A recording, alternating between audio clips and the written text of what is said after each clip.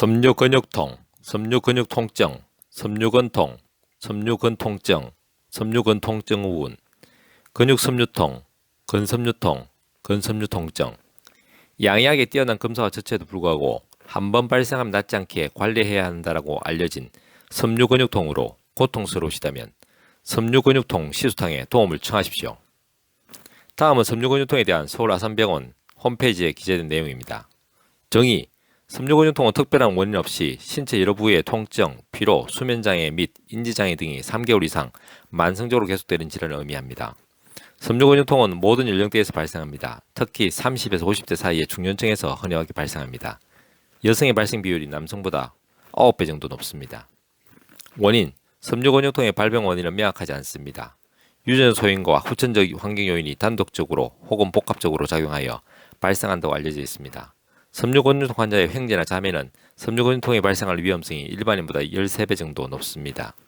후천적 요인에는 외상, 바이러스 감염, 갑상선 기능 저하증과 같은 호르몬 이상, 정신적 스트레스 등이 있습니다. 증상: 섬유근육통의 주요 증상은 다음과 같습니다. 1. 전신적 통증. 전체 환자의 95% 이상이 전신성 통증을 호소합니다. 목, 흉추, 어깨의 통증이 많습니다. 이외에 고관절, 손, 무릎, 가슴, 발, 발꿈치, 발목, 팔목 등의 통증이 나타나기도 합니다. 2. 전신경직, 피로 및 수면장애. 전체 환자 75% 정도가 전신경직, 피로 및 수면장애를 호소합니다. 3. 기타 증상, 우울증, 신경과민, 집중력 장애, 사고장애와 같은 신경계 증상이 나타납니다. 손, 팔, 발, 얼굴에 이상감각이나 저린 느낌이 발생하기도 합니다. 편두통, 복통, 복부 불쾌감, 반복적 변비와 설사도 흔하게 나타나는 증상 중 하나입니다. 진단: 섬유근육통은 임상 양상을 관찰하여 진단합니다. 최근 개정된 진단 기준에 따르면 앞통증의 유무와 상관없이 정신통증의 지수, 기분 및 인지 능력, 신체화 증상 등 동반 증상을 평가하는 정상, 중정도 척도를 사용해 진단합니다. 진단에 특별한 검사가 필요하지 않지만 간별 진단을 위해서 영상검사나 혈액검사 등을 시행할 수 있습니다. 치료: 섬유근육통 치료에서는 환자에 대한 교육이 가장 중요합니다. 섬유근육통은 고전과 악화를 반복하기에 이로 인해 신체 변형이 오거나 생명이 위협받지는 않습니다.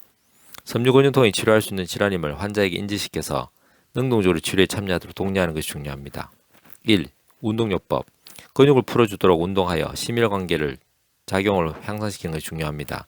스트레칭, 자세 교정, 마사지, 요가 등의 물리요법과 경보, 자전거 타기, 수영, 수중 체조 등의 유산소 운동을 권장합니다. 초기에는 증상의 악화를 호소하지만 이를 견디고 운동을 지속하는 것이 중요합니다. 2. 약물요법. 통증을 감소시키고 수면장애를 완화하기 위해서 진통제, 항우울제 등을 사용합니다. 앞통증에 대해서 국소 주사를 놓기도 합니다.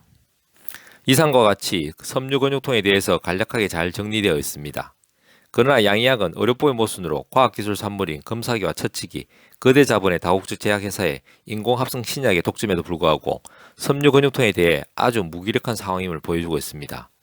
양의학은 의료법의 모순으로 독점하고 있는 검사기로 섬유근육통의 원인을 찾기 위해 수많은 검사를 하지만 검사상 이상이 발견되지 않기에 섬유근육통을 한번 발생하면 낫지 않게 관리해야 한다는 견해로 통상적인 수준의 처치법인 유산소 운동 권장, 대증적인 진통제, 항우울제 등의 인공합성 약약 처방밖에 할 수 없습니다.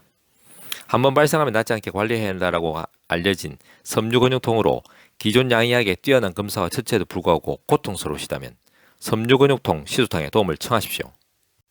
한의학은 과학입니다. 한의학은 철학입니다.